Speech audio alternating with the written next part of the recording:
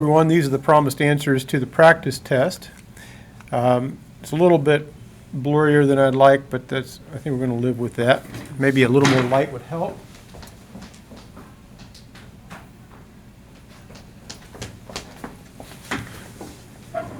Maybe a little better. Okay, so the total number of protons and neutrons in sulfur 34.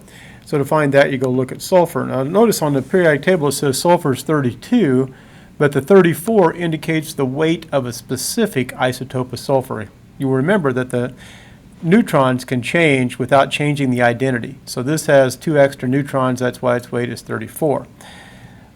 So the protons and neutrons together would be 34, so that answer would be B. Now the protons never change. If you remember back on sulfur a second ago, it was 16. That was the number of protons up there, so it never changes.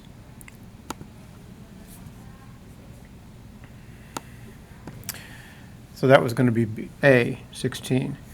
The number of electrons, remember electrons equals protons unless there's a charge. So if there's no charge, then the electrons equal the protons. It doesn't say anything about being a charge here, so we'd have to figure that the electrons are 16 also. The neutrons, remember protons plus neutrons equals mass.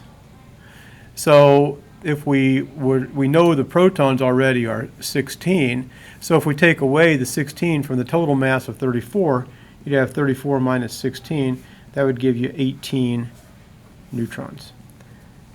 All right, the smallest of these subatomic particles, if we look at that mass chart for protons, neutrons, and electrons, the mass of the proton was 1, the neutron was 1, the electron was 0.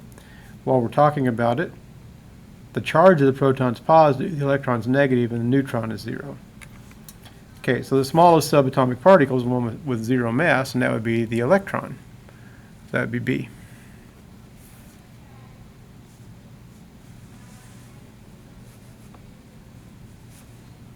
I'd like to make that a little bit more crisp, but it is what it is, I guess. Okay, so now the particle that gives the electron cloud a charge, that'd be the negative one. So that would be the electrons, because the electron cloud is made up of the electrons, which is outside the nucleus. So here's the nucleus.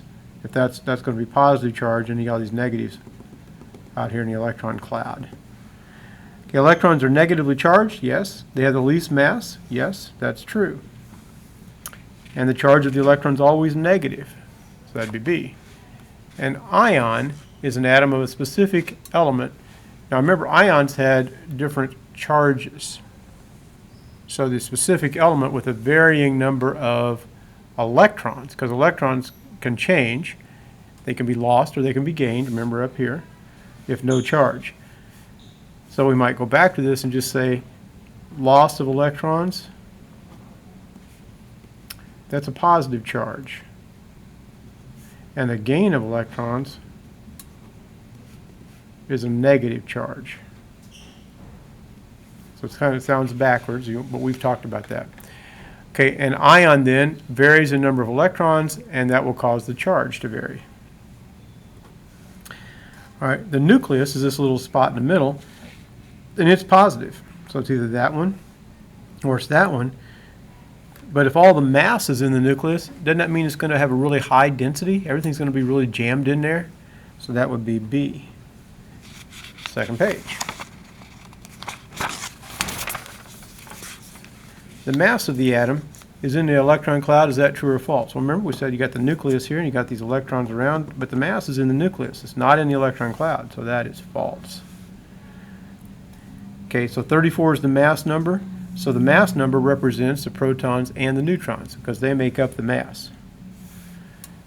Different isotopes of the same element have the same atomic mass. No, because isotopes change the neutrons. So vary the neutrons. So the neutrons are different in different isotopes. That changes the mass. So that is a false statement. They do not have the same mass. However, if they're the same element, remember when we talk about what is an element, it's always about the number of protons. If you remember back to the atom game, the building the atom thing, every time I drug a red dot into the nucleus, the identity of the atom changed. So the atoms of the same element have the same number of protons. But that's the only thing that has to stay the same. The electrons and the neutrons can both vary. Okay, number 15 here, aluminum 28 has how many neutrons? So 28 is the mass number. So you'd have to go to the periodic table and find out what the atomic number of aluminum is, and it's right here. It's 13. So since the atomic number is 13, and the mass is 28, you'd have 28 minus 13. That would give you 15 neutrons. So the answer is E.